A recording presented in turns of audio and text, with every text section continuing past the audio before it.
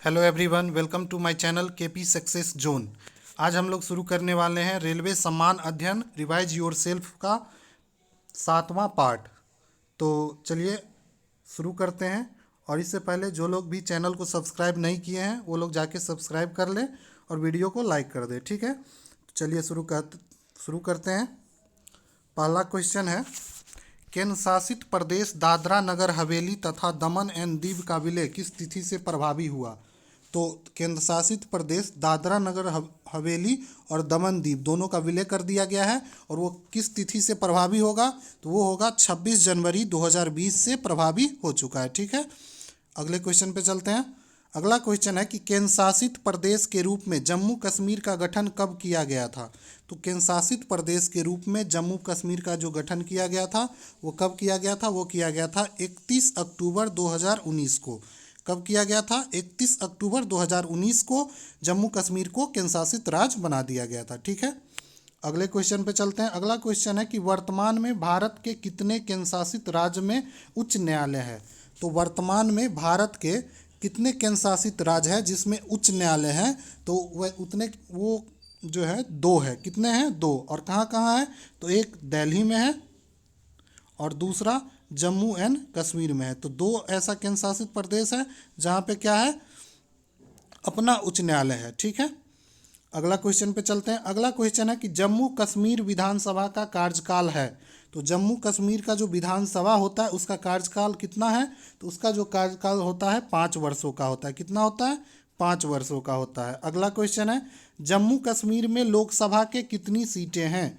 तो जम्मू कश्मीर में जो लोकसभा की सीटें हैं वो कितनी हैं, वो है 5। कितनी सीटें हैं? 5 क्वेश्चन है, बहुत ही अच्छा क्वेश्चन है। अगला क्वेश्चन पे चलते हैं। अगला क्वेश्चन है कि जम्मू कश्मीर में राज्यसभा की कितनी सीटें हैं। तो राज्यसभा की सीटें पूछ लेगा तो कितना है, तो राज्यसभा की सीटें कितना है जम्मू कश्मीर में, तो 4 है। और लोकसभा की पूछे जम्मू कश्मीर से तो लोकसभा का कितना है, 5 है, ठीक है। और राज्यसभा में 4 है। अगले क्वेश्चन पे चलते हैं। अगला क्वेश्चन है कि जम्मू कश्मीर के प्रथम उपराज्यपाल कौन है। तो जम्मू कश्मीर जो यूटी है उसका प्रथम उपराज्यपाल कौन बनाया गया था, तो वो बनाया गया था गिरीश चंद्र मुर्मू को बनाया गया था। और पूछेगा करंट में अभी कौन है, तो अभी जो उपराज्यपाल है वो कौन है, मनोज सिन्हा। ये अभी करंट में है, ठीक है, जम्मू कश्मीर का उपराज्यपाल, ठीक है। अगले क्वेश्चन पे चलते हैं। अगला क्वेश्चन है कि जम्मू कश्मीर राज्य की स्थापना कब हुई थी। तो जम्मू कश्मीर राज्य का जो स्थापना हुआ था वो कब हुआ था, तो वो हुआ था 26 अक्टूबर 1947 को। 26 अक्टूबर 1947 को हुआ था, ठीक है। अगला क्वेश्चन पे चलते हैं। अगला क्वेश्चन है कि जम्मू कश्मीर का क्षेत्रफल कितना है। जम्मू कश्मीर का क्षेत्रफल कितना है, तो जम्मू कश्मीर का जो क्षेत्रफल है 42,241 वर्ग किलोमीटर है। कितना है? 42,241 वर्ग किलोमीटर।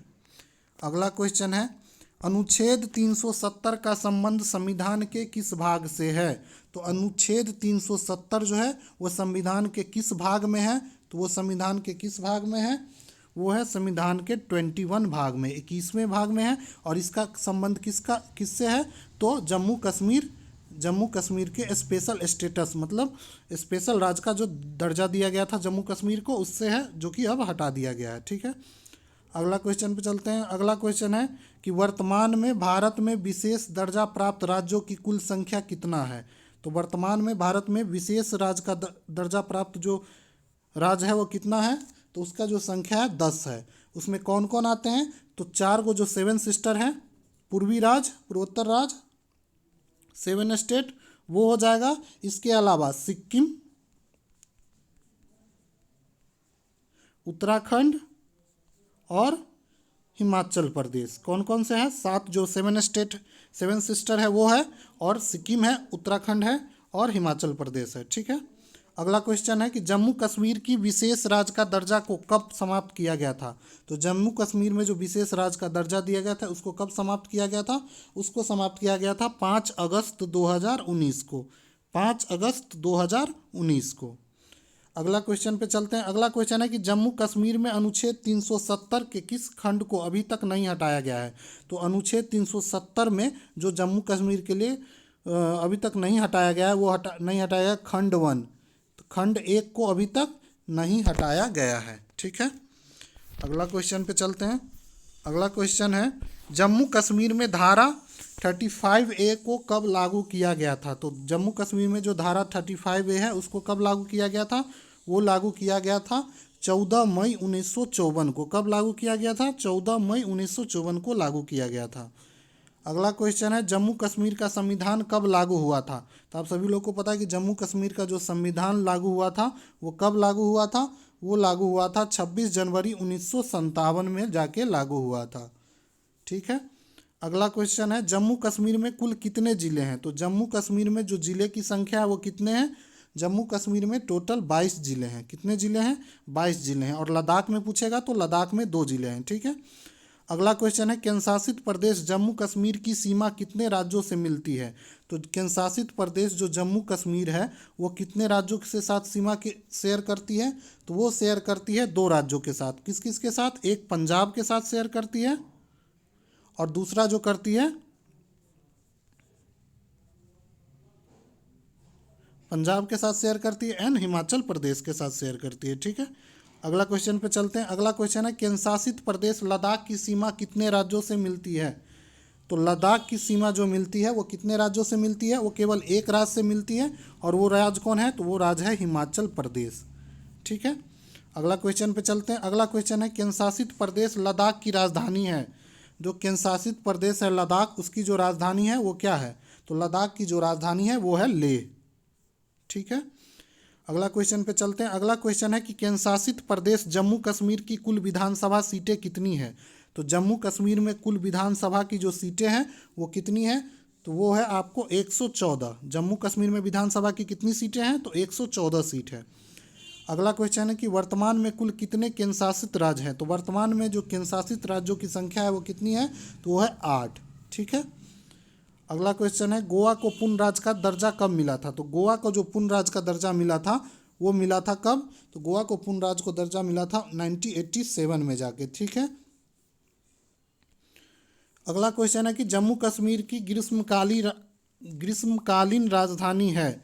तो जम्मू कश्मीर की जो ग्रीष्मकालीन राजधानी है, ग्रीष्मकालीन राजधानी वो कहाँ है? तो वो है श्रीनगर में। और पूछेगा अगर सर्द ऋतु में इसकी राजधानी कहाँ होती है? तो वो होती है जम्मू में। ठीक है। अगला क्वेश्चन है, केंद्रशासित प्रदेश लद्दाख के लिए लोकसभा की कितनी सीटें निर्धारित है? तो लद्दाख के लिए लोकसभा की कितनी सीट निर्धारित की गई है? तो लद्दाख के लिए जो सीट निर्धारित की गई है वो केवल 1। ठीक है, लोकसभा में। अगला क्वेश्चन है कि लद्दाख में कुल कितने ज़िले हैं? तो लद्दाख में जो ज़िले की संख्या है वो कितनी है? तो लद्दाख में कुल 2 ज़िले हैं। कौन कौन? एक लेह है और दूसरा जो है वो कौन है? कारगिल। ठीक है। अगला क्वेश्चन पे चलते हैं। अगला क्वेश्चन है कि भारत सरकार ने नया मानचित्र कब जारी किया था? तो भारत सरकार जो नया मानचित्र जारी किया था वो कब जारी किया गया था? वो किया गया था 2 अक्टूबर 2019 को। ठीक है। इसी मानचित्र के द्वारा जो नए राज्य यूटी बने थे लद्दाख और जम्मू कश्मीर उसको अलग अलग दिखाया गया था। ठीक है। अगला क्वेश्चन है कि पाक अधिकृत कश्मीर के कितने ज़िलों को जम्मू कश्मीर में शामिल किया गया है? तो पाक के द्वारा जो अधिकृत कश्मीर है उसके कितने ज़िले को जम्मू कश्मीर में शामिल किया गया है? तो वो किया गया है 2 ज़िले को। कितने ज़िले को? 2 ज़िले को। अगला क्वेश्चन पे चलते हैं। अगला क्वेश्चन है, केंद्रशासित प्रदेश लद्दाख की सीमा कितने देशों से लगती है? तो केंद्रशासित प्रदेश लद्दाख जो है उसकी सीमा लगती है कितने देशों से? तो वो लगती है आपको 3 देशों से। ठीक है। किस किस से? चीन से लगती है, पाकिस्तान से लगती है और किससे लगती है? अफगानिस्तान से लगती है। ठीक है। अगला क्वेश्चन है, केंद्रशासित प्रदेश लद्दाख किस देश के साथ अपनी सीमा साझा नहीं करती है? तो साझा नहीं करती है पूछ रहा है। तो देखिए अभी बताएं, चीन के साथ साझा करती है, पाकिस्तान के साथ भी करती है, अफगानिस्तान के साथ करती है, लेकिन नेपाल के साथ नहीं करती है। तो इसका जो सही आंसर हो जाएगा वो नेपाल हो जाएगा। अगला क्वेश्चन है कि भारत में क्षेत्रफल की दृष्टि से सबसे बड़ा केंद्रशासित राज्य कौन सा है? तो भारत में क्षेत्रफल की दृष्टि से पूछ रहा है, तो क्षेत्रफल की दृष्टि से सबसे बड़ा केंद्रशासित राज्य जो हो जाएगा वो है लद्दाख। ठीक है। कौन है? लद्दाख है। अगले क्वेश्चन पे चलते हैं। अगला क्वेश्चन है, केंद्रशासित प्रदेश जम्मू कश्मीर में कितने भाषाओं को राजकीय भाषा घोषित किया गया है? तो जम्मू कश्मीर में टोटल 5 भाषाओं को क्या किया गया है, राजकीय भाषा घोषित किया गया है। और पूछेगा वो कौन कौन सा भाषा है, तो वो भाषा है डोंगरी, हिंदी, कश्मीरी और हो जाएगा इंग्लिश। कितने हो गए, 4 हो गए। एक और है, डोंगरी हो गया, हिंदी हो गया, कश्मीरी हो गया, इंग्लिश हो गया और है एक उर्दू। ठीक है, तो ये 5 भाषा है जिसको जम्मू कश्मीर के राजकीय भाषा घोषित किया गया है। ठीक है, तो इसको याद कर लेंगे आप लोग। अगला क्वेश्चन पे चलते हैं। अगला क्वेश्चन है जम्मू कश्मीर की कौन सी एक राजकीय भाषा नहीं है। तो कौन पूछ रहा है एक राजकीय भाषा नहीं है, तो राजकीय भाषा नहीं है, उर्दू है, डोंगरी है, अंग्रेजी है, कश्मीरी और हिंदी है, लेकिन फारसी नहीं है। तो इसका सही आंसर हो जाएगा फारसी। अगला क्वेश्चन है केंद्र शासित प्रदेश दादरा नगर हवेली और दमन दीव की राजधानी कहाँ है। तो केंद्र शासित प्रदेश जो दादरा नगर हवेली और दमन दीप है उसकी राजधानी कहाँ है, तो उसकी जो राजधानी है वो दमन है। और दोनों को मिला करके एक केंद्र शासित प्रदेश बना दिया गया। पहले ये दोनों अलग अलग केंद्र शासित प्रदेश हुआ करता था। ठीक है, अगला क्वेश्चन देखते हैं। अगला क्वेश्चन है कि दादरा नगर हवेली और दमन दीप में कुल कितने ज़िले हैं। तो दादरा नगर हवेली और दमन दीप में कुल ज़िले कितने हैं, तो इसमें जो कुल ज़िले हैं 3 हैं। ठीक है, कितने हैं, 3 हैं। अगला क्वेश्चन पे चलते हैं। अगला क्वेश्चन है कि केंद्र शासित प्रदेश दादरा नगर हवेली और दमन दीव के प्रथम प्रशासक कौन थे। तो केंद्र शासित प्रदेश जो है दादरा नगर हवेली और दमन दीव, उसके जो प्रथम प्रशासक थे वो कौन थे, तो वो थे प्रफुल्ल पटेल। कौन थे, प्रफुल्ल पटेल। ठीक है, अगले क्वेश्चन पे चलते हैं। अगला क्वेश्चन है कि दादर नगर हवेली और दमन दीव के लोकसभा के कुल कितने सीटें निर्धारित की गई है। तो दादरा नगर हवेली और दमन दीव के लिए जो लोकसभा में सीटें आरक्षित की गई है वो कितने निर्धारित की गई है, वो की गई है 2 सीट। ठीक है, अगला क्वेश्चन देखते हैं। अगला क्वेश्चन है जम्मू कश्मीर में अनुच्छेद 370 कब लागू किया गया था। तो जम्मू कश्मीर में जो अनुच्छेद 370 लागू किया गया था वो कब लागू किया गया था, वो लागू किया गया था 17 अक्टूबर 1949 को लागू किया गया था, जिसको अब हटा दिया गया है। ठीक है, अगला क्वेश्चन है गोवा पहले किसके अधीन था। तो गोवा जो था पहले किसके अधीन था, तो गोवा जो था वो पुर्तगालियों के अधीन था, पुर्तगाल के अधीन था। ठीक है, अगला क्वेश्चन पे चलते हैं। अगला क्वेश्चन है गोवा को आज़ादी कब मिली थी। तो गोवा को जो पुर्तगालियों से आज़ादी मिली थी वो कब मिली थी, वो मिली थी 1961 ईस्वी में। कब मिली थी गोवा को आज़ादी, 1961 ईस्वी में। अगला क्वेश्चन है दादर नगर हवेली और दमन दीव का कुल क्षेत्रफल कितना है। तो दादर नगर हवेली और दमन दीव जो यूटी है उसका जो कुल क्षेत्रफल है वो कितना है, तो वो है 603 वर्ग किलोमीटर। ठीक है, कितना है, 603 वर्ग किलोमीटर है। अगले क्वेश्चन पे चलते हैं। अगला क्वेश्चन है कि नीति आयोग का गठन कब किया गया था। तो नीति आयोग का जो गठन किया गया था वो कब किया गया था, वो किया गया था 1 जनवरी 2015 को किया गया था। इससे पहले जो नीति आयोग का जो नाम था वो था योजना आयोग। क्या था, नीति आयोग का जो पुराना नाम था योजना आयोग था, इसका नाम बदल के 2015 में क्या कर दिया गया, नीति आयोग कर दिया गया। ठीक है, इसके जो चेयरमैन होता है वो कौन होता है, इसका जो चेयरमैन होता है वो होता है हमारे माननीय प्रधानमंत्री। प्रधानमंत्री होते हैं। ठीक है, प्रधानमंत्री होते हैं। ठीक है, अगला क्वेश्चन पे चलते हैं। अगला क्वेश्चन है नीति आयोग किस प्रकार की संस्था है। तो नीति आयोग जो है, नीति आयोग किस प्रकार की संस्था है, तो नीति आयोग जो है गैर संवैधानिक संस्था है। ठीक है, संवैधानिक नहीं है, गैर संवैधानिक है। ठीक है, इसको याद रखेंगे। अगला क्वेश्चन है कि नीति आयोग का मुख्यालय कहाँ पर स्थित है। तो नीति आयोग का जो मुख्यालय है वो कहाँ स्थित है, वो है नई दिल्ली में स्थित है। इसमें नीति आयोग से रिलेटेड सारा क्वेश्चन कवर किया गया, आप लोग अच्छे से कर लीजिए। इससे बार बार क्वेश्चन पूछा जाता है, अगर आप लोग इसको कर लेते हैं तो एक भी क्वेश्चन नीति आयोग से पूछेगा तो गलत नहीं होगा। ठीक है, अगला क्वेश्चन पे चलते हैं। अगला क्वेश्चन है विश्व में सर्वप्रथम जीएसटी कहाँ लागू किया गया था। तो विश्व में जो सर्वप्रथम जीएसटी लागू किया गया था वो फ्रांस में लागू किया गया था। ठीक है, अगला क्वेश्चन है भारत में सर्वप्रथम जीएसटी कब लागू की गई। और भारत में जीएसटी जो लागू की गई थी वो कब लागू की गई थी, तो भारत में जो जीएसटी लागू किया गया था 1 जुलाई 2017 को लागू किया गया था। और किस संविधान संशोधन से, तो 101 संविधान संशोधन से क्या किया गया था, इसको भारत में लागू किया गया था। ठीक है, अगला क्वेश्चन पे चलते हैं। अगला क्वेश्चन है, संविधान के किस अनुच्छेद में केंद्रीय वित्त आयोग का प्रावधान किया गया है? केंद्रीय वित्त आयोग का जो प्रावधान किया गया है किस अनुच्छेद में किया गया है? तो वो किया गया है अनुच्छेद 280 में। संविधान के अनुच्छेद 280 में केंद्रीय वित्त आयोग का प्रावधान किया गया है। अगला क्वेश्चन पे चलते हैं। अगला क्वेश्चन है, वित्त आयोग किस प्रकार की संस्था है? तो जो वित्त आयोग है वो किस प्रकार की संस्था है? तो वित्त आयोग जो है संवैधानिक संस्था है। कैसी संस्था है? संवैधानिक संस्था है। और अगर पूछे नीति आयोग कैसी है, तो नीति आयोग जो है गैर संवैधानिक संस्था है। ठीक है। अगला क्वेश्चन है, नीति आयोग की घोषणा कब की गई थी? तो नीति आयोग की जो घोषणा की गई थी वो कब की गई थी? वो किया गया था 15 अगस्त 2014 को। नीति आयोग का जो घोषणा किया गया था कब किया गया था? 15 अगस्त 2017 को किया गया था। ठीक है। अगले क्वेश्चन पे चलते हैं। अगला क्वेश्चन है कि भारत सरकार का थिंक टैंक है। तो भारत सरकार का जो थिंक टैंक है वो कौन है? तो वो है नीति आयोग। नीति आयोग जो है भारत सरकार का थिंक टैंक है। अगला क्वेश्चन है, नीति आयोग के अध्यक्ष कौन होता है? तो नीति आयोग का जो अध्यक्ष होता है वो कौन होता है? वो होता है आपको प्रधानमंत्री। प्रधानमंत्री को नीति आयोग का अध्यक्ष बोला जाता है। ठीक है। अगला क्वेश्चन है, नीति आयोग के प्रथम अध्यक्ष कौन है?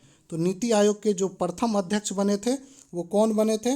वो नरेंद्र मोदी ही बने थे और अभी तक वही है, क्योंकि नीति आयोग का जो अध्यक्ष होता है वो हमारे प्रधानमंत्री होते हैं। अगला क्वेश्चन है, राज्य वित्त आयोग का गठन किस अनुच्छेद के तहत किया गया था? तो राज्य वित्त आयोग का जो गठन किया गया था वो किस अनुच्छेद के तहत किया गया था? तो वो किया गया था अनुच्छेद 243 के झ से। ठीक है। अगले क्वेश्चन पे चलते हैं। अगला क्वेश्चन है, केंद्र और राज्य के बीच कर का विभाजन कौन करता है? तो केंद्र और राज्यों के बीच जो कर का विभाजन करता है वो कौन करता है? तो वो करता है वित्त आयोग। वित्त आयोग क्या करता है? केंद्र और राज्य सरकार के बीच कर का विभाजन करता है। अगला क्वेश्चन है कि प्रथम वित्त आयोग का गठन कब किया गया था? तो प्रथम वित्त आयोग का जो गठन किया गया था वो कब किया गया था? तो प्रथम वित्त आयोग का जो गठन किया गया था वो किया गया था 1951 ईस्वी में। ठीक है। अगले क्वेश्चन पे चलते हैं। अगला क्वेश्चन है कि प्रथम वित्त आयोग के अध्यक्ष कौन है? तो प्रथम वित्त आयोग के जो अध्यक्ष थे वो कौन है? तो प्रथम वित्त आयोग के जो अध्यक्ष है वो है केसी नियोगी। केसी नियोगी। ठीक है। अगले क्वेश्चन पे चलते हैं। अगला क्वेश्चन है कि 15वें वित्त आयोग की मंजूरी कब मिली थी? तो 15वें वित्त आयोग की जो मंजूरी मिली थी वो कब मिली थी? तो वो मिली थी 22 अक्टूबर 2018 को। कब मिली थी? 22 अक्टूबर 2018 को 15वें वित्त आयोग की मंजूरी मिली थी। अगला क्वेश्चन है, नीति आयोग का प्राथमिक कार्य क्या है? तो नीति आयोग का जो प्राथमिक कार्य होता है वो क्या होता है? वो होता है सामाजिक और आर्थिक मुद्दे पर सलाह देना। नीति आयोग का प्राथमिक कार्य क्या होता है? सामाजिक और आर्थिक मुद्दों पर सलाह देना। अगला क्वेश्चन है, नीति आयोग के उपाध्यक्ष को किस स्तर का दर्जा प्राप्त होता है? नीति आयोग का जो उपाध्यक्ष होता है उसको किस स्तर का दर्जा दिया जाता है? तो उसको जो दिया जाता है वो कैबिनेट मंत्री का दर्जा दिया जाता है। ठीक है। और इस समय जो नीति आयोग के उपाध्यक्ष है वो कौन है? तो वो है राजीव कांत। ठीक है। अगले क्वेश्चन पे चलते हैं। अगला क्वेश्चन है, नीति आयोग के प्रथम उपाध्यक्ष कौन है? तो नीति आयोग के जो प्रथम उपाध्यक्ष है वो कौन है? तो नीति आयोग के जो प्रथम उपाध्यक्ष थे वो थे अरविंद पनगरिया। अरविंद पनगरिया। ठीक है। अगले क्वेश्चन पे चलते हैं। अगला क्वेश्चन है, नीति आयोग के प्रथम सीईओ कौन थे? तो नीति आयोग का जो प्रथम सीईओ था वो कौन था? तो नीति आयोग का जो प्रथम सीईओ था वो सिंधु श्री खुल्लर था। कौन था? सिंधु श्री खुल्लर था। ठीक है। और अभी कौन है? तो अभी जो है नीति आयोग का सीईओ है वो अमिताभ कांत है। ठीक है। अमिताभ कांत है। अगला क्वेश्चन है, केंद्रीय वित्त आयोग का गठन कौन करता है? तो केंद्रीय वित्त आयोग का जो गठन करता है वो कौन करता है? तो वो करता है राष्ट्रपति। केंद्रीय वित्त आयोग का गठन कौन करता है? तो राष्ट्रपति करता है। अगला क्वेश्चन है, नीति आयोग के क्रियान्वयन का दायित्व किस पर होता है? तो नीति आयोग के क्रियान्वयन का जो दायित्व होता है वो किसके पास होता है? तो वो होता है आपको केंद्र सरकार के पास। किसके पास होता है? केंद्र सरकार के पास होता है। केंद्र सरकार और राज्य सरकार दोनों के पास होता है। ठीक है। नीति आयोग के क्रियान्वयन का जो दायित्व होता है वो केंद्र सरकार और राज्य सरकार दोनों के पास होता है। अगला क्वेश्चन पे चलते हैं। अगला क्वेश्चन है कि 15वें वित्त आयोग का अध्यक्ष कौन है? तो 15वें वित्त आयोग का जो अध्यक्ष है वो कौन है? तो वो था एन के सिंह। कौन? एन के सिंह। अगला क्वेश्चन पे चलते हैं। अगला क्वेश्चन पूछ रहा है कि 14वें वित्त आयोग जो बना था उसका अध्यक्ष कौन बना था। तो 14वें वित्त आयोग का जो अध्यक्ष बना था वो बना था वाई.वी. रेड्डी। कौन बना था? वाई.वी. रेड्डी। ठीक है। अगला क्वेश्चन पे चलते हैं। अगला क्वेश्चन है कि कोई वित्तीय आवंटन नहीं करता है, तो कौन है जो कोई वित्तीय आवंटन नहीं करता है? तो वो नीति आयोग है। नीति आयोग कोई वित्तीय आवंटन नहीं करता है। ठीक है। अगला क्वेश्चन है किस संविधान संशोधन अधिनियम द्वारा भारत में जीएसटी लागू किया गया था। तो भारत में जो जीएसटी लागू किया गया था किस संविधान संशोधन के द्वारा लागू किया गया था? तो 101वां संविधान संशोधन के द्वारा लागू किया गया था। अगले क्वेश्चन पे चलते हैं। अगला क्वेश्चन है कि जीएसटी बिल पर राष्ट्रपति ने मंजूरी कब प्रदान की थी। तो जीएसटी बिल पे जो राष्ट्रपति ने मंजूरी प्रदान की थी वो कब प्रदान की थी? तो वो की थी 8 सितंबर 2016 को। 8 सितंबर 2016 को राष्ट्रपति जो था जीएसटी बिल पे मंजूरी प्रदान कर दिया था। अगला क्वेश्चन है भारत में जीएसटी को किस समिति के सिफारिश पर लागू किया गया था। तो भारत में जो जीएसटी लागू किया गया था वो किस समिति के सिफारिश पे लागू किया गया था? तो वो जो लागू किया गया था विजय केलकर समिति के सिफारिश पे लागू किया गया था। ठीक है। अगले क्वेश्चन पे चलते हैं। अगला क्वेश्चन है जीएसटी का ब्रांड एम्बेसडर कौन है। तो जीएसटी का जो ब्रांड एम्बेसडर है वो कौन है? तो वो है अमिताभ बच्चन। अमिताभ बच्चन को जीएसटी का ब्रांड एम्बेसडर बनाया गया है। ठीक है। अगला क्वेश्चन है जीएसटी बिल पारित करने वाला प्रथम राज्य कौन है। तो जीएसटी का जो बिल पारित करने वाला प्रथम राज्य था वो कौन था? तो वो था असम। कौन था? असम। अगला क्वेश्चन है जीएसटी के अंतर्गत कुल कितने अप्रत्यक्ष कर को शामिल किया गया है। तो जीएसटी के अंदर कुल कितने अप्रत्यक्ष कर को शामिल किया गया है? तो किया गया है 17। ठीक है। और जीएसटी पूछेगा किस प्रकार का कर है, तो जीएसटी जो है और अप्रत्यक्ष प्रकार का कर है। ठीक है। अगले क्वेश्चन पे चलते हैं। अगला क्वेश्चन है जीएसटी में कुल कितने डिजिट होते हैं। तो जीएसटी संख्या में कुल कितने डिजिट होते हैं। तो जीएसटी संख्या में जो डिजिट की संख्या होती है वो कितनी होती है? तो होती है 15। ठीक है। और अगर पूछे पैन कार्ड में कितना होता है, तो पैन कार्ड में जो होता है पैन कार्ड में जो होता है वो 10 डिजिट होता है। ठीक है। 10 डिजिट होता है। और आधार कार्ड में पूछे तो आधार कार्ड में 12 होता है। कितना होता है? आधार कार्ड में होता है 12 डिजिट। ठीक है। ये क्वेश्चन भी पूछा जाता है। अगले क्वेश्चन पे चलते हैं। अगला क्वेश्चन है राज्य वित्त आयोग का गठन कौन करता है। तो राज्य वित्त आयोग का जो गठन करता है वो करता है राज्यपाल। कौन करता है? राज्यपाल। और केंद्र वित्त आयोग का गठन करता है राष्ट्रपति। ठीक है। अगले क्वेश्चन पे चलते हैं। अगला क्वेश्चन है कि जीएसटी परिषद के अध्यक्ष कौन होता है। तो जीएसटी परिषद का जो अध्यक्ष होता है वो कौन होता है? तो जीएसटी परिषद का जो अध्यक्ष होता है वो होता है आपको वित्त मंत्री। वित्त मंत्री जो होता है जीएसटी परिषद का अध्यक्ष होता है। ठीक है। अगले क्वेश्चन पे चलते हैं। जीएसटी परिषद की स्थापना कब की गई थी। तो जीएसटी परिषद की जो स्थापना की गई थी वो कब की गई थी? तो वो की गई थी 12 सितंबर 2016 को। 12 सितंबर 2016 को जीएसटी परिषद की स्थापना की गई थी। अगला क्वेश्चन है संविधान के किस अनुच्छेद के तहत जीएसटी परिषद का गठन किया गया था। तो जीएसटी परिषद का जो गठन किया गया था किस अनुच्छेद के तहत किया गया था। तो वो किया गया था आपको अनुच्छेद 279A के 279A के तहत किया गया था। ठीक है। अगला क्वेश्चन है जीएसटी परिषद का मुख्यालय कहाँ है। तो जीएसटी परिषद का जो मुख्यालय है वो कहाँ पे बनाया गया है। तो जीएसटी परिषद का जो मुख्यालय है वो दिल्ली में बनाया गया है। ठीक है। अगले क्वेश्चन पे चलते हैं। अगला क्वेश्चन है वित्त आयोग का गठन किया जाता है। तो वित्त आयोग का जो गठन किया जाता है वो कितने वर्षों के लिए किया जाता है। तो वो किया जाता है 5 वर्षों के लिए। वित्त आयोग का गठन कितने वर्षों के लिए? 5 वर्षों के लिए। अगला क्वेश्चन है विश्व स्तर पर जीएसटी लागू करने में भारत का क्रम क्या है। तो विश्व स्तर पर जीएसटी लागू करने में भारत का जो क्रम है वो कितने नंबर का है। तो वो है आपको 161वें नंबर का, 161 नंबर का। ठीक है। अगला क्वेश्चन है जीएसटी परिषद में सदस्यों की कुल संख्या है। तो जीएसटी परिषद में सदस्यों की जो कुल संख्या है वो कितनी है। तो वो है 33। ठीक है। अगले क्वेश्चन पे चलते हैं। अगला क्वेश्चन है भारत का जीएसटी किस देश के मॉडल पर आधारित है। तो भारत का जो जीएसटी है वो किस देश के मॉडल पर आधारित है। तो भारत का जो जीएसटी है वो कनाडा के मॉडल पे आधारित है। ठीक है, अगले क्वेश्चन पे चलते हैं। अगला क्वेश्चन है, सर्वप्रथम जीएसटी बिल का प्रारूप तैयार करने वाली समिति के अध्यक्ष कौन थे?